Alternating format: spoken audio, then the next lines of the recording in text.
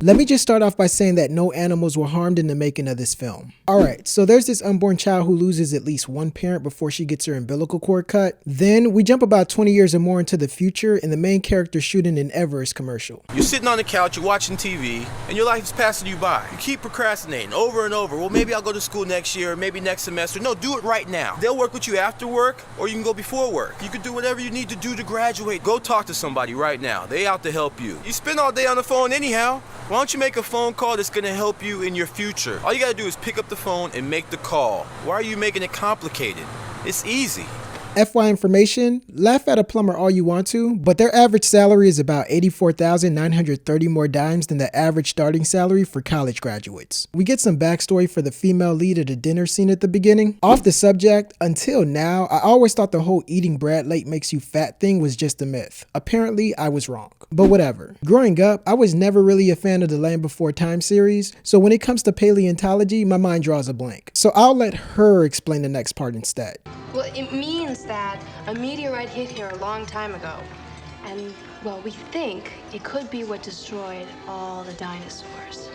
Are you talking about dinosaurs? And we also discover the main girl is some kind of royal highness. The bad news is there's this evil ruler that discovers this too. Then he teabags her head with a bounty and sends his hunters to go kidnap her. At first they grab the wrong girl because they got her address from MapQuest instead of using Google Maps. But they eventually get the right chick and confiscate her through a portal to another dimension where the hero of the film goes in after her. For like 2.5 seconds, I was thinking that the chick was as good as gone since the bad guy had way too much backup. But I forgot about the secret weapon the hero boy had, so the fight is evenly matched. Speaking of the bad guys, thought I'd share a couple of fun facts about our villain. The Oscar-recognized talent plays a villain that could pixelate travel from one place to another and has desires to have total ownership of planet Earth one day. Evil on the surface, but I'm pretty sure there's a nice guy playing hide and seek somewhere under there. For those of you that disagree, feel free to tell him to his face if you could get past his reptile lizard looking henchman. Anyways, back to the girl. After her kidnapping, the bad guys give her a new dress to put on so they could discuss some political matters. When she's having a conversation with one of the evil women, you want to know what this room reminds me of? You ever saw that one episode of Full House where Uncle Jesse and the Rippers had that song that played on MTV? No? Well, if you haven't, you're basically seeing it now then.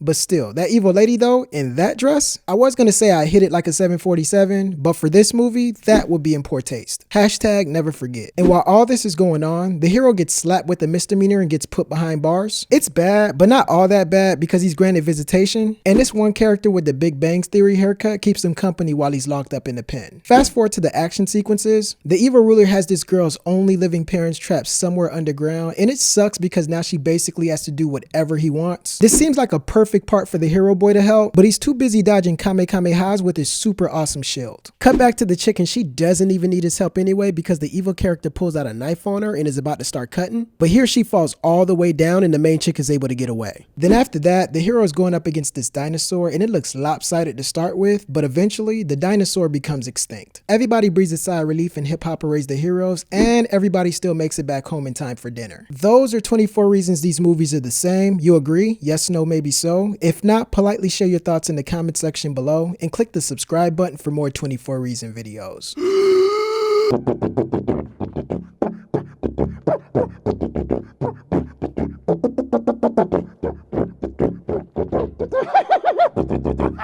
Best elevator music I've ever heard. Today's episode was brought to you by the folks at Squarespace, and if you're anything like me, only two things really piss you off: when movies copy each other and when you gotta build your own website by yourself. In regards to the latter, you'd think it'd be easier, but yeah, the awkward moment when you realize that setting up your own website takes time, energy, and all the other stuff you can't buy back at your local grocery store. But what if I told you that setting up your own site, portfolio, or online store was as simple as 1 through 3? I bet the first thing that will pop into your head is the price, right? The price shouldn't be a big deal because, question, guess what? Answer: the dudes over at squarespace.com are giving all Couch Tomato fans a chance to get their voices heard. First, use this link, aka the same one found in the description of the video, and 1, you get to start your free trial today. And the second number, you receive 10% off your initial purchase. Now, if you want to create your own website, you can. If you want it to look professionally designed regardless of your skill level, you can. And if you want to create a place where your fans can politely respond to your content, No promises. Still, hopefully I made it clear enough and everyone sees where I'm coming from. Use our squarespace.com/couchtomato special offer code and start your free trial today.